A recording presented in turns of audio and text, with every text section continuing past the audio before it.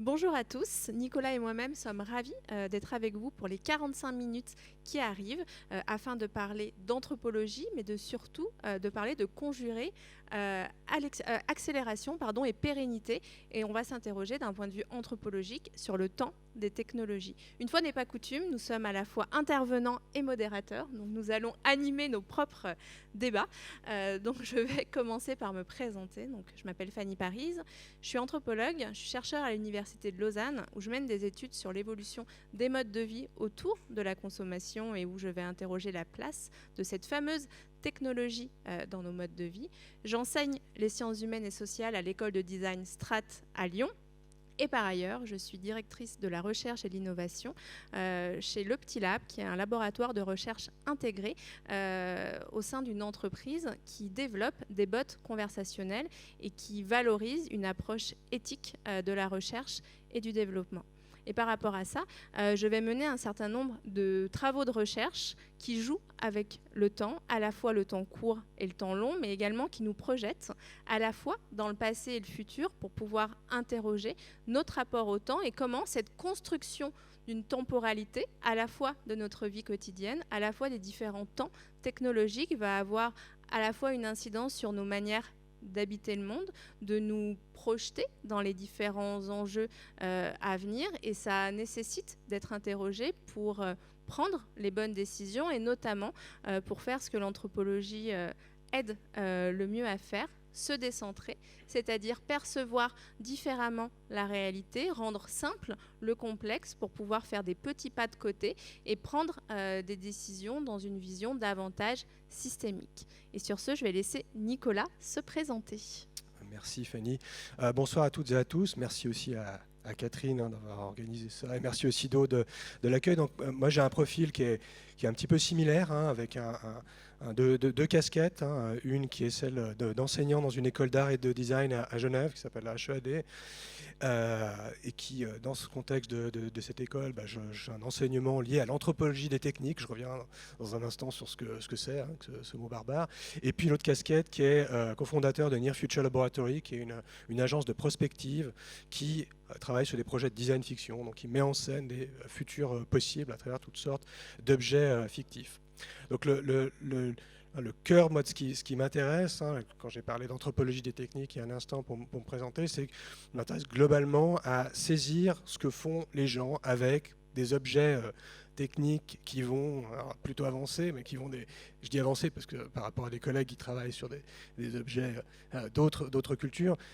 moi je travaille sur les manettes de jeux vidéo, les smartphones, les objets connectés, les êtres artificiels, etc., etc. Et ce qui m'intéresse là derrière, c'est la partie usage. Qu'est-ce que les gens font avec ces trucs-là au quotidien, dans la partie la plus banale et ordinaire du quotidien. Et au-delà des usages, à quels référents, à quels imaginaires, à quels référents culturels ces objets font,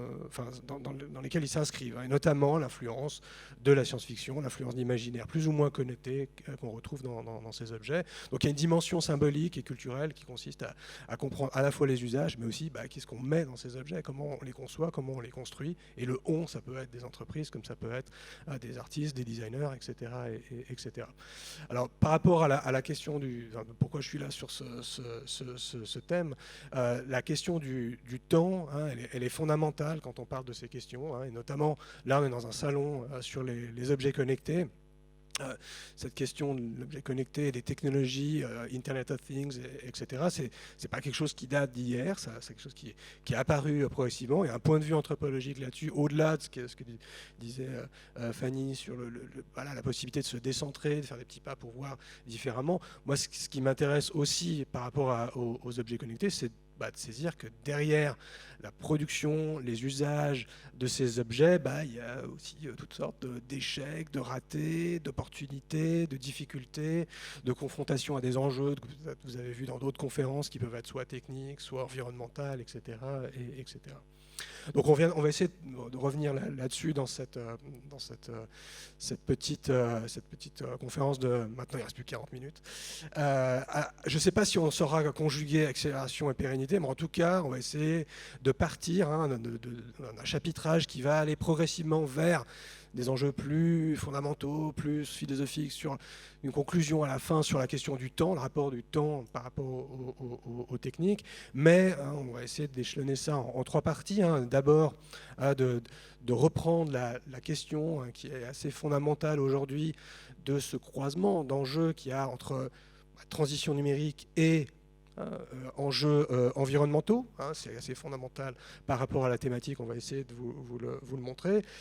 Ensuite, une thématique qui sera plutôt sur celle des usages, qu'est-ce que les gens font au quotidien avec tout cela. Et puis, une troisième partie sur quand on est dans des processus d'innovation, comment on tient compte en fait de ces questions. Qu'est-ce que ça signifie je ne dirais pas forcément déployer une démarche anthropologique, mais en tout cas d'en retirer quelques leçons, quelques manières de faire qui peuvent être pertinentes. Et puis on essaiera de conclure sur la dimension temporelle qui est dans le titre. Donc je vais repasser la parole à Fanny pour cette première partie sur la transition écologique et innovation, transition écologique et innovation technologique. Ce qui est intéressant lorsque l'on s'intéresse au temps d'un point de vue anthropologique, c'est qu'on peut à la fois être sur des éléments d'observation de l'instantanéité, donc comment on va interagir avec une culture matérielle, avec des objets, mais également de s'interroger à un temps plus long sur comment cette perception du monde qui va évoluer au contact de ces objets-là vont avoir une incidence à la fois sur notre humanité comme sur nos manières de concevoir le monde. En complément de ce que disait Nicolas, une des portes d'entrée de l'anthropologie sur cette question du temps et sur l'incidence des technologies à la fois sur notre humanité, mais également sur la manière de faire société, c'est de s'intéresser par exemple à tout ce qui est lié à l'animisme et aux croyances qui vont être révélées et qui vont être mis sur le devant de la scène par ces fameux objets techniques intelligents qui viennent à brouiller les frontières entre ce qui est lié à l'humain et du non-humain. Et ce qui est relativement intéressant avec ce brouillage des frontières, c'est que si on a une nouvelle norme qui se met en place par rapport à ce qui est humain de ce qui ne l'est pas, c'est-à-dire qu'on va intégrer, on va inclure des dimensions non humaines dans notre manière de percevoir le monde, et ça engendre aussi des répercussions sur la place de l'homme dans la société. En termes de temporalité et d'urgence socio-éco-environnementale, c'est fondamental parce que, par exemple, si par la technique, l'homme va s'augmenter lui-même ou ses capacités vont être augmentées, s'il devient par ailleurs lui-même créateur, et on a une figure de l'homme-dieu qui pointe son nez, qu'est-ce que ça veut dire dans le rapport que l'on a au vivant, dans la place de l'homme dans un écosystème qui est de plus en plus fragilisé? Est-ce qu'il va prendre le dessus? Est-ce qu'il va devenir une nouvelle main invisible, en quelque sorte, qui doit réguler ce vivant et sa place dans cet écosystème? Ou alors, s'il n'a plus de limite parce qu'il devient lui-même créateur, est-ce que ce n'est pas une course en avant effrénée où en voulant gagner du temps, on en perd parce que au final, le temps se sera écoulé trop vite et l'urgence socio-éco-environnementale sera irréversible. Ça, c'est le premier élément. Ensuite, si on resserre dans une dimension plus propre au processus de diffusion d'une innovation, on se rend compte qu'on va avoir différentes temporalités qui vont être mises en tension et qui vont créer, à l'échelle de l'individu ou de la société, des dissonances cognitives ou des injonctions paradoxales. Comme le disait Nicolas précédemment, on est vraiment en tension entre urgence environnementale et transition énergétique au prisme de systèmes techniques qui évoluent rapidement mais qui ne sont pas toujours en cohérence avec les nouveaux enjeux de sobriété et de responsabilité. Tout cela, au prisme des individus et de la place qu'ils vont accorder à ces nouveaux objets intelligents, on va avoir le concept de transition qui va nous permettre de rendre acceptable le changement et qui va mettre en quelque sorte un temps long sur des pratiques qui doivent être plus ou moins immédiates pour pouvoir amener une dynamique de changement de manière plus globale dans la société. Cette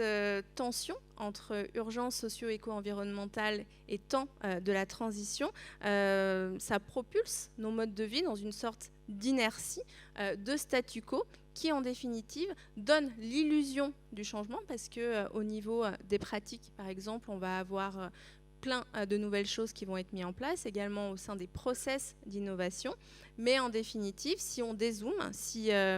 on essaye de se décentrer de ce qui se passe au niveau des individus ou au niveau des sociétés, on se rend compte qu'on a une relative stabilité et un temps qui semble échapper à tous les enjeux contextuels.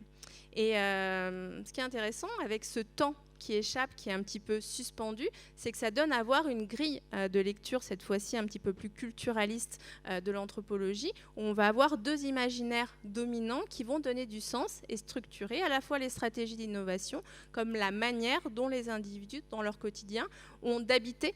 cette transition et d'intégrer ces objets techniques intelligents. On a une première voie, un premier imaginaire qui est techno-solutionniste,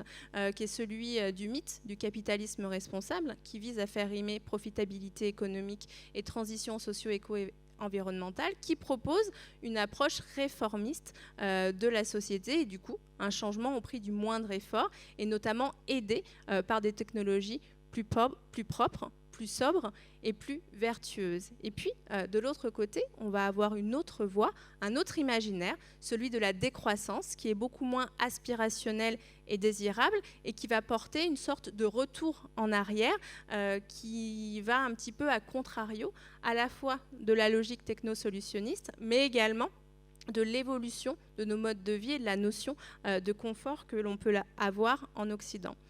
La lecture anthropologique nous montre qu'on est face un petit peu à une impasse, à une crise et une panne des imaginaires, parce qu'au-delà de ces deux grandes lignées, il n'y a pas forcément de voie intermédiaire avec d'autres manières de faire société, d'autres manières de percevoir l'abondance ou la sobriété qui peuvent constituer le socle d'un projet commun et qui peuvent amener les individus à percevoir la contrainte et le changement de manière positive, parce qu'en anthropologie, la contrainte, c'est un cadre qui va normer le quotidien et qui va organiser la vie en société. Donc, on a une sorte de limite,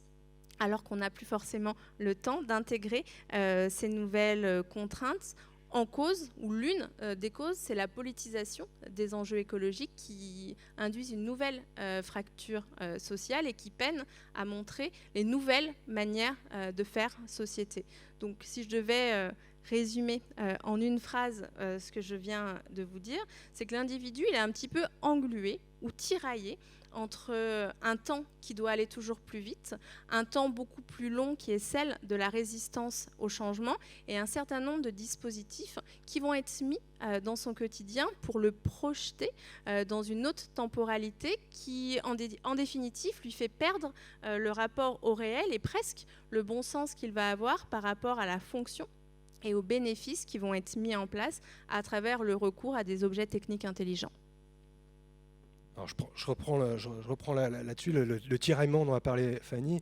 Il est intéressant de le regarder du point de vue d'un public très large qui peut posséder des objets connectés, ou du point de vue des entreprises qui les font ou qui sont dans cet écosystème. Et dans les deux cas, ce tiraillement, il est vécu par ce qu'en sociologie ou en anthrophologie, on parle d'un régime d'innovation permanente, c'est-à-dire une espèce d'injonction à toujours produire la nouveauté. Et puis quand on le vit, peut-être certains d'entre vous le voient. Je ne sais pas qui ici a eu un Abastag. Est-ce que quelqu'un se rappelle de ce que c'est que ce lapin intelligent? Ouais, voilà. Moi aussi, d'ailleurs, je devrais je dis ça parce qu'il y a des espèces de cycles, de vagues, de certains types d'objets connectés qui renvoient à certains types de métaphores, plus ou moins proches du robot, certaines références culturelles. Et puis quand on regarde ça sur un temps un petit peu plus long, on a un peu parfois le sentiment, quand je parle de ce régime d'innovation permanente, de cette phrase du Guépard, c'est « il faut que tout change pour que rien ne change », avec un sentiment que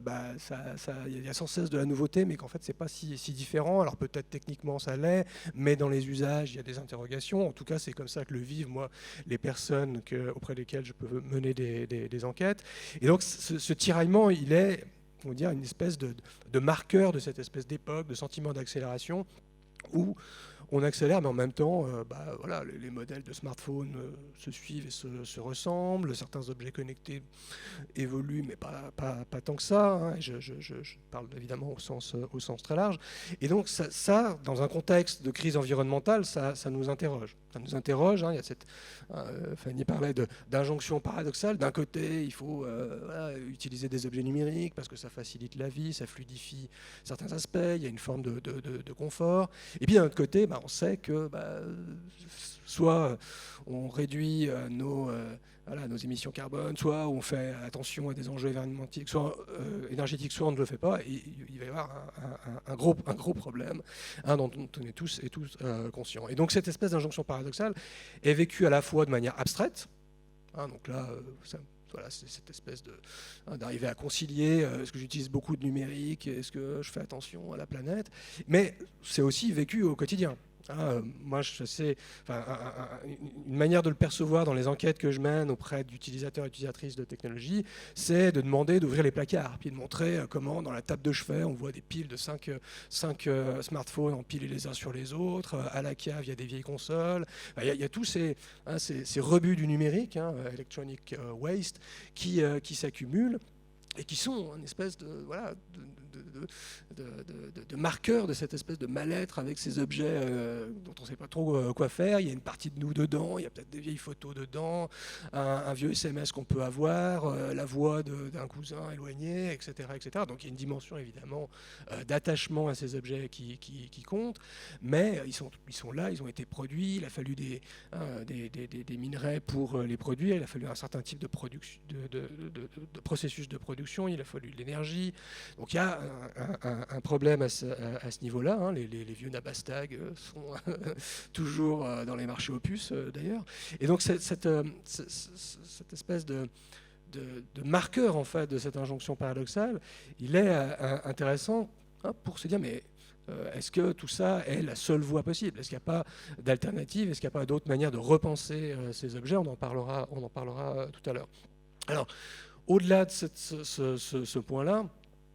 cette injonction paradoxale et ce sentiment d'ébullition, d'innovation permanente, ça nous renvoie aussi à un autre rapport au temps qui est de plus en plus vécu, alors pas uniquement par nous, utilisateurs et utilisatrices, mais vécu aussi par les gens dont le travail est de se projeter dans le futur, de créer des nouveaux objets, des nouveaux services, de nouveaux imaginaires, et qui sont décrits aujourd'hui, vous parlez de ça, des auteurs de science-fiction, par exemple, vont vous dire qu'ils ont ce qu'on appelle, eux appellent ça le mur du futur. C'est l'impression que c'était facile à une époque d'imaginer des objets complètement nouveaux qui amèneraient à une rupture. Et aujourd'hui, même les gens qui sont avec une certaine liberté en passant par le texte et l'image, disent qu'ils ont du mal à sortir, en fait, des imaginaires classiques. Et même c'est un regret qu'on retrouve aussi chez les investisseurs. Vous avez peut-être en tête Peter Thiel, cet investisseur américain qui disait « on voulait avoir des voitures volantes, on a eu 140 caractères », donc il faisait référence à Twitter, il a dit ça il y a quelques années. Et donc il y a une espèce de sentiment de déception à la fois sur notre capacité à produire, à renouveler des imaginaires, tu parlais pas des imaginaires tout à l'heure, et également, en fait, une espèce d'interrogation de comment on fait, comment on sort de cette espèce de sentiment d'accélération, en tout cas d'ébullition, qui amène à produire du déchet, pour le dire rapidement. Alors, on va passer, je pense, à la partie suivante pour parler des usages, parce que tout ça, pris de manière très abstraite, c'est bien, c'est intéressant, mais c'est quand même plus précis, et puis dans la démarche anthropologique qui consiste à partir du terrain, à comprendre les pratiques, les usages, les représentations, c'est un point de départ en fait pour repenser les problèmes qu'on vient de poser à l'instant. Alors, la contribution que je vais apporter sur ce point-là, c'est par rapport aux études et aux recherches que je mène, notamment en anthropologie de la consommation, qui visent à s'intéresser à comment les enjeux socio-éco-environnementaux vont amener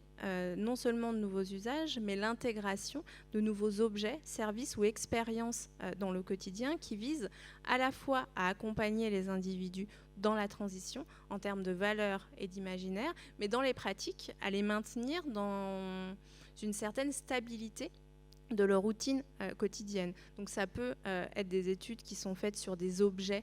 très divers et variés. Par exemple, l'année dernière, le groupe Canal avait mandaté une étude pour s'intéresser à la place du divertissement dans la construction de la culture chez les jeunes, et notamment un des enjeux de la recherche était de s'intéresser à tout l'univers matériel, à tous ces écrans, à tous ces objets connecteurs, enceintes, qui permettaient à un moment donné de relier les individus les uns aux autres, de les immerger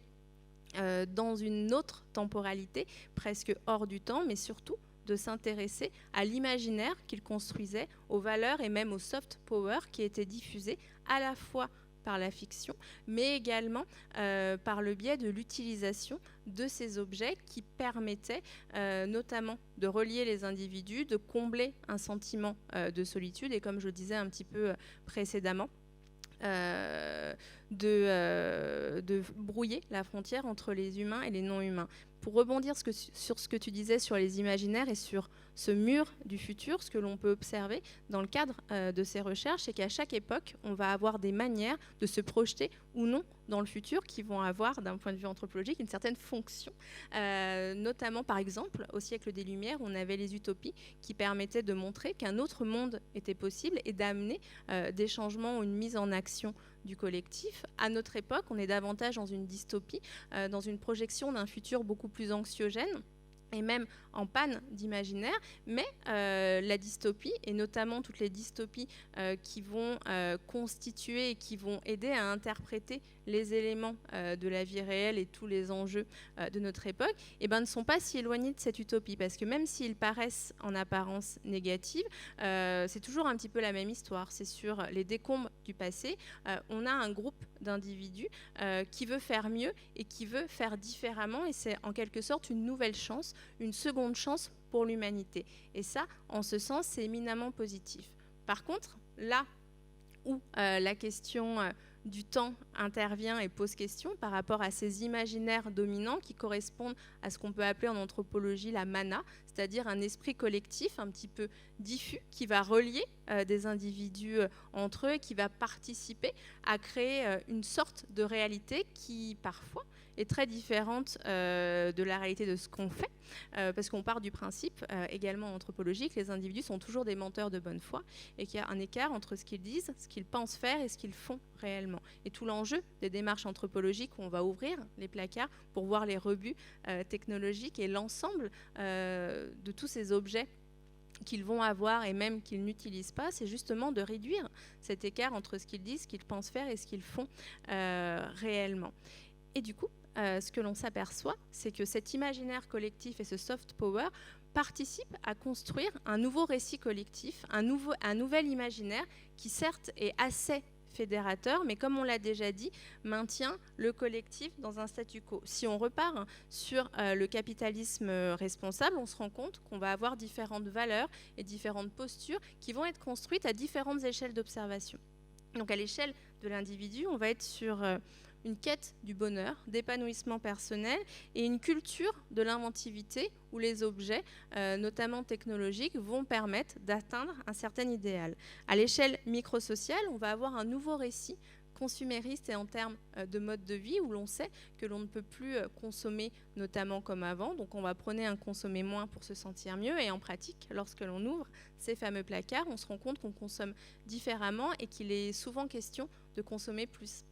Par exemple, on va se détourner de certains biens manufacturés, mais on va davantage consommer du service ou de l'expérience qui vont amener d'autres problématiques en termes de liberté individuelle, d'équité des droits ou de pollution invisible. Et toute la question, c'est de se dire ce qui paraît être une bonne chose et un progrès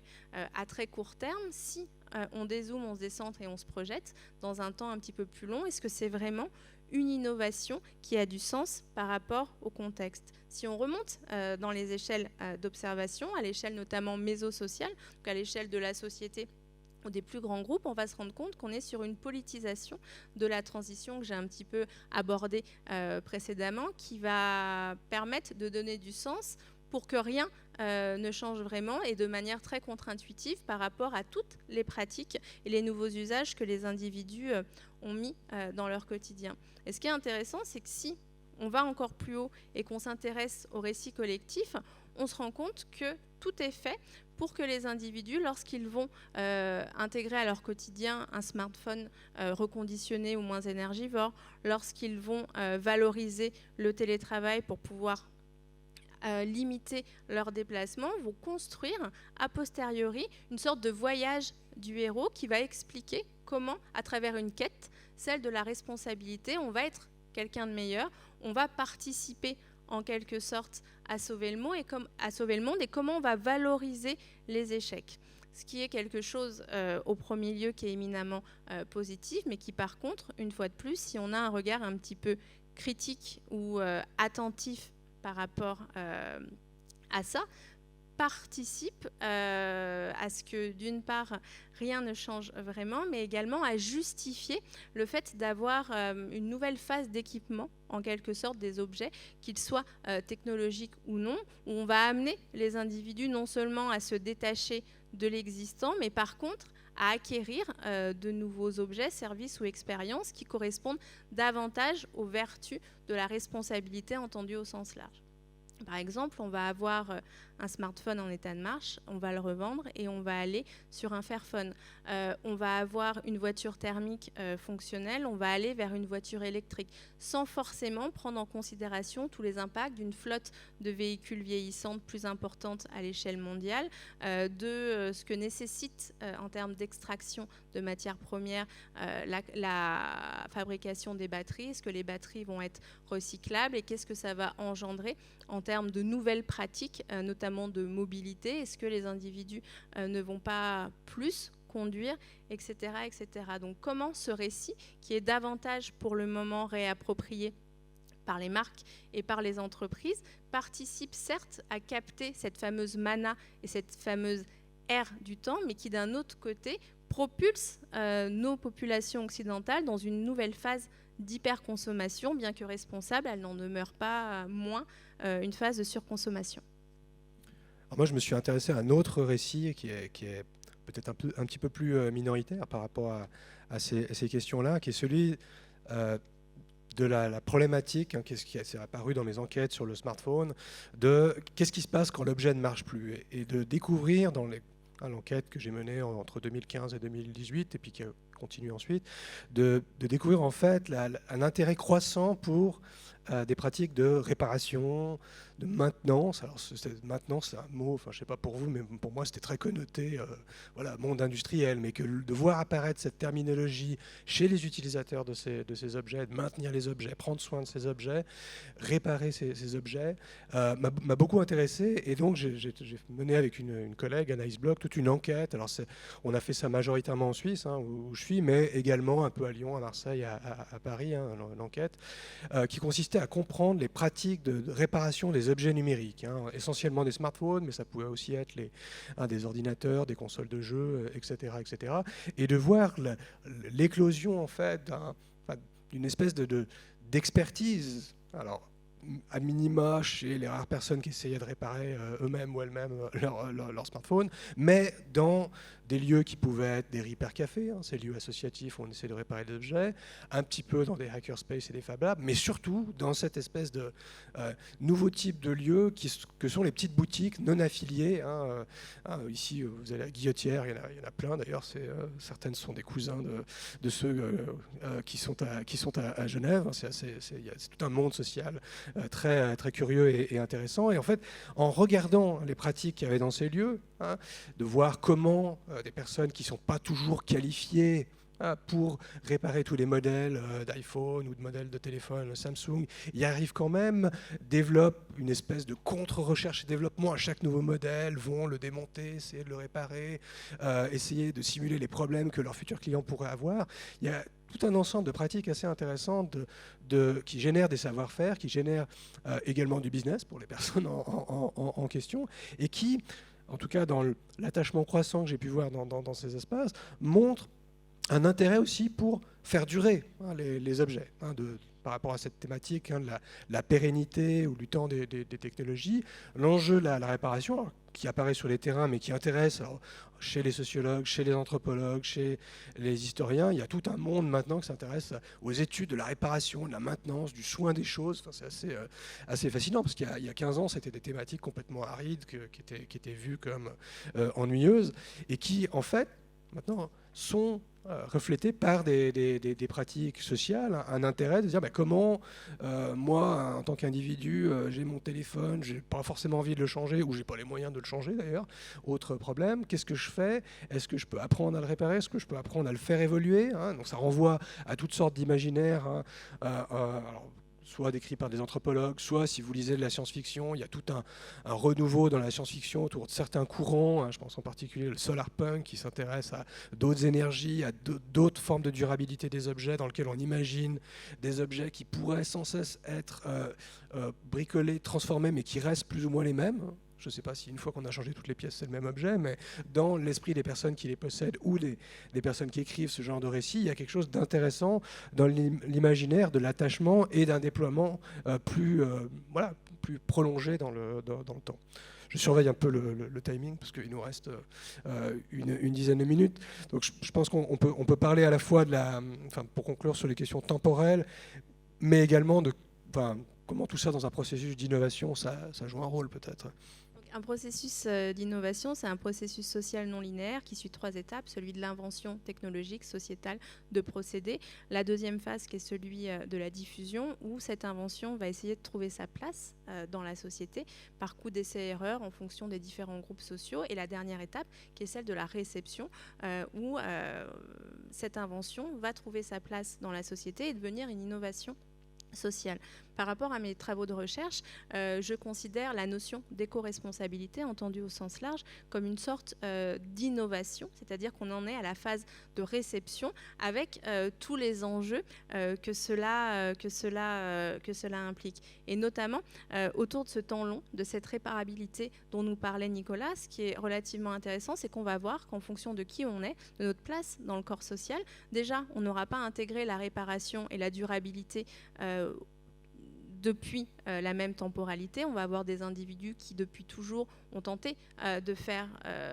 marcher leurs objets plus longtemps et de les réparer parce qu'ils étaient sous contrainte de budget fort ou avaient des idéologies spécifiques qui les amenaient dans des courants de recherche bien particuliers. Et puis, sur un temps relativement plus court, on a d'autres individus qui se sont inscrits dans ces réseaux-là, davantage dans une logique de distinction sociale où cette éco-responsabilité permet de faire sens et d'appartenir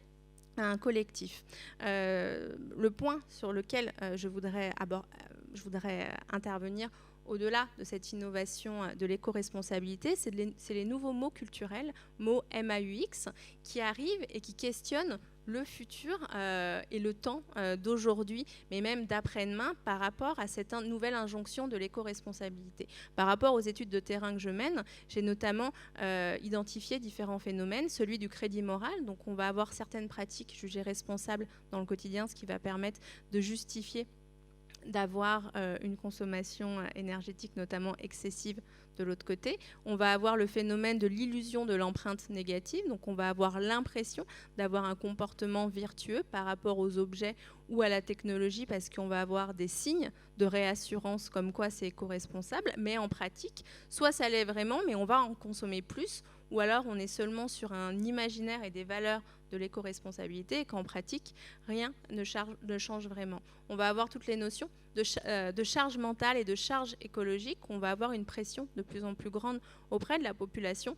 de faire bien et de changer certaines de leurs pratiques au quotidien. Or, ce n'est pas accessible parce que justement, ça prend du temps, ça nécessite du budget, des connaissances et une possibilité de faire différemment. Et du coup, autour de ce temps de la transition, avec ces nouvelles technologies et ces inventions de quelque nature qu'elles soient, qui peuplent notre quotidien, et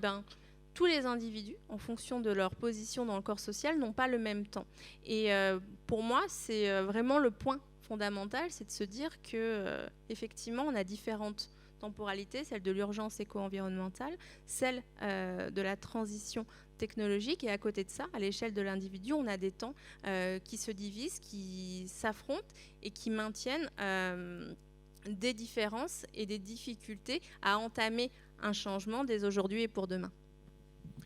Alors, de mon point de vue, cette question, elle est assez abstraite. Vous pouvez bien la représenter. Mais je trouve qu'elle est intéressante d'un point de vue plus opérationnel quand on est une organisation qui réfléchit à des futurs possibles, des scénarios, des trajectoires qui pourraient se produire. Une réponse parmi plein d'autres que l'anthropologie peut accorder à cette question, c'est de se dire, mais est-ce qu'il n'y a pas déjà moi, en tout cas dans les enquêtes que je mène, j'essaie toujours de me dire, mais est-ce qu'il n'y a pas dans les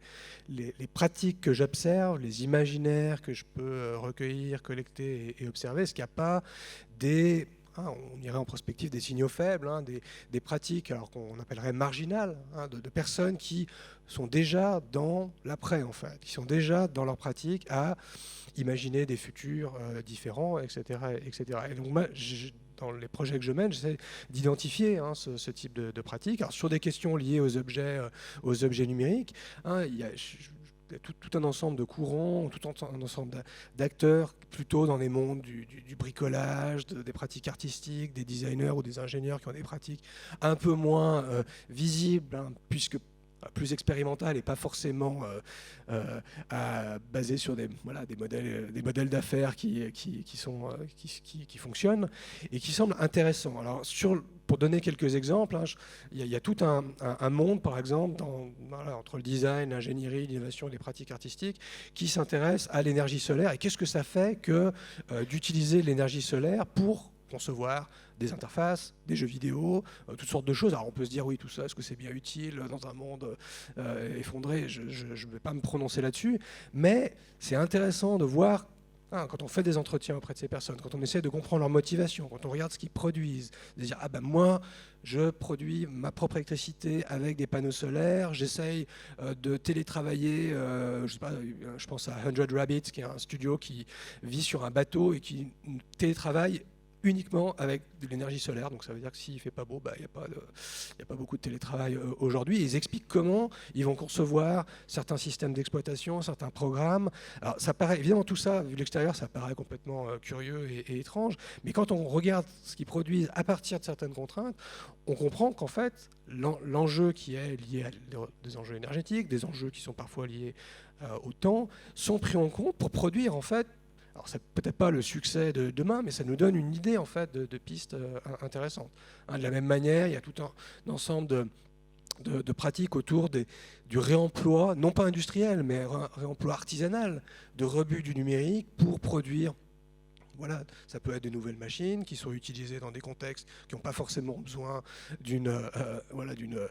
puissance de calcul énorme. Et donc tous ces exemples, en fait, ils sont intéressants à observer pour comprendre qu'est-ce que c'est que d'agir avec des limites. Il y a toute une communauté de recherche qui s'appelle Computing with Limits. Donc, qu'est-ce que c'est que de faire de l'informatique avec des limites qui peuvent être soit de temps de calcul, soit de ressources énergétiques, etc. etc. Et d'un point de vue anthropologique, moi je trouve ça extrêmement important par rapport à ces questions de rapport au temps, parce que c'est une manière en fait de venir bousculer ces espèces de pannes des imaginaires dont on parlait tout à l'heure, et qui montrent qu'en fait, il n'y a peut-être pas des imaginaires grandiloquents, l'équivalent de la voiture volante, ou je ne sais pas, des utopies type de ce qui pouvait être produit à l'époque de la Révolution française,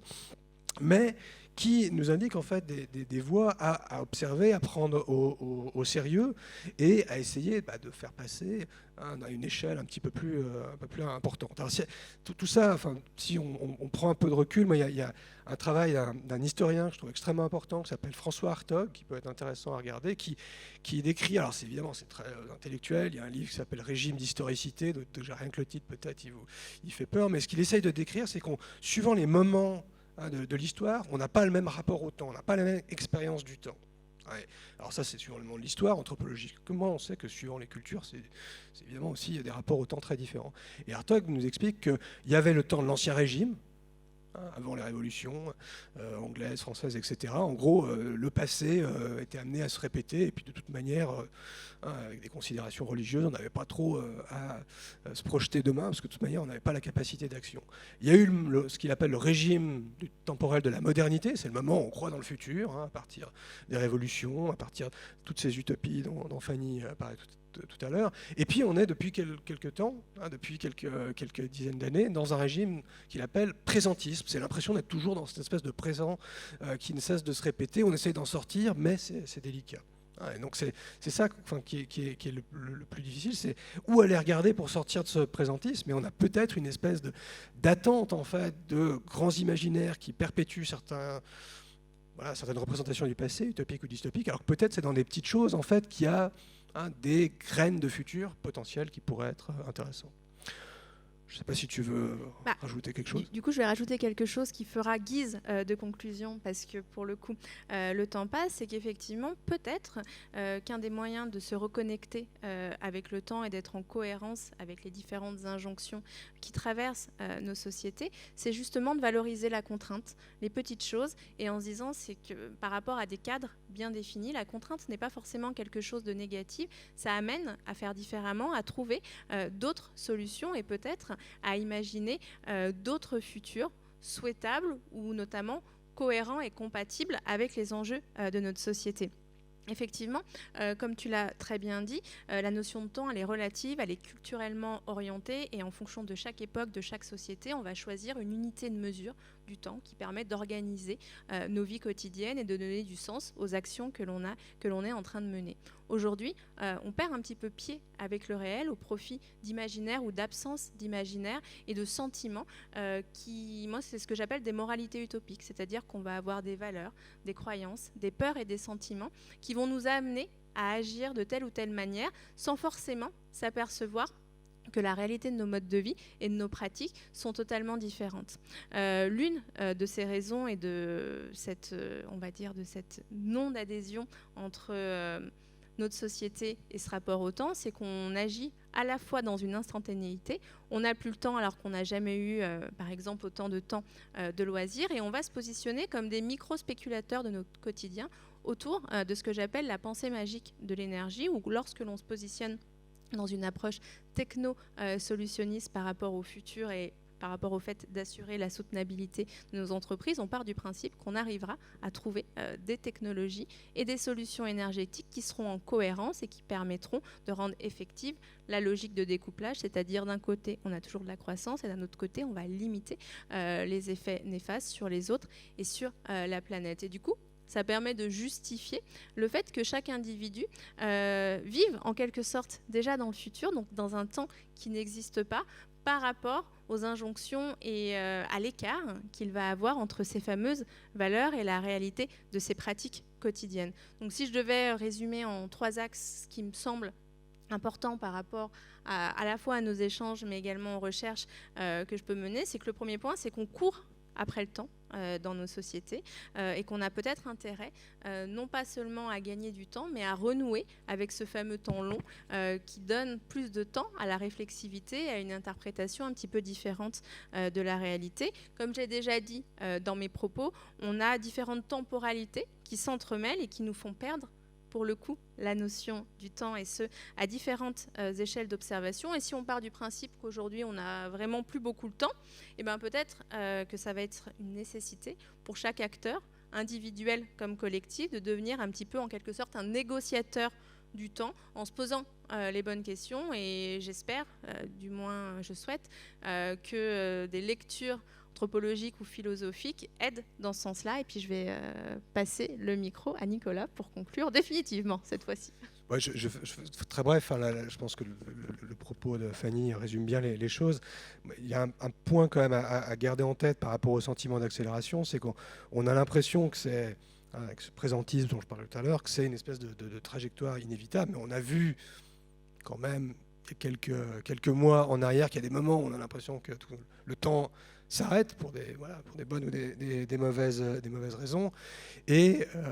qu'il est, voilà, que ça crée, enfin, on doit intégrer dans nos représentations du temps, c'est le fait qu'il y a parfois des cycles, des choses qui riment, qui se répètent, qui s'interrompent. Hein. Alors, je ne sais pas s'il y a ces débats exactement comme ça en France, mais en Suisse en ce moment, il y a la crise électrique. Nous, on a même le Conseil fédéral qui nous dit qu'il faut qu'on achète des bougies pour l'hiver qui va arriver en Suisse. Donc, vous imaginez.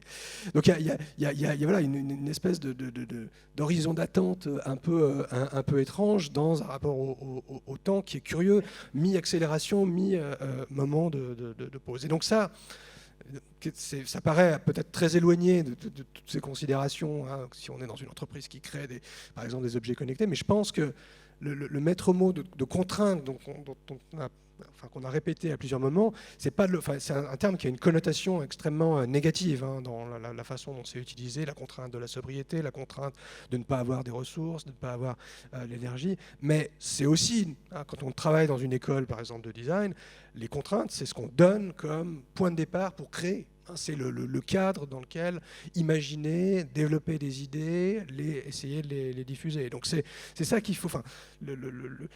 peut-être d'essayer de revaloriser en fait des contraintes et de saisir que de toute façon elles sont inévitables, va être fondamental dans les prochains mois, si ce n'est les prochaines années. Voilà, on va terminer la journée comme ça. Merci de votre intérêt. Merci à tous.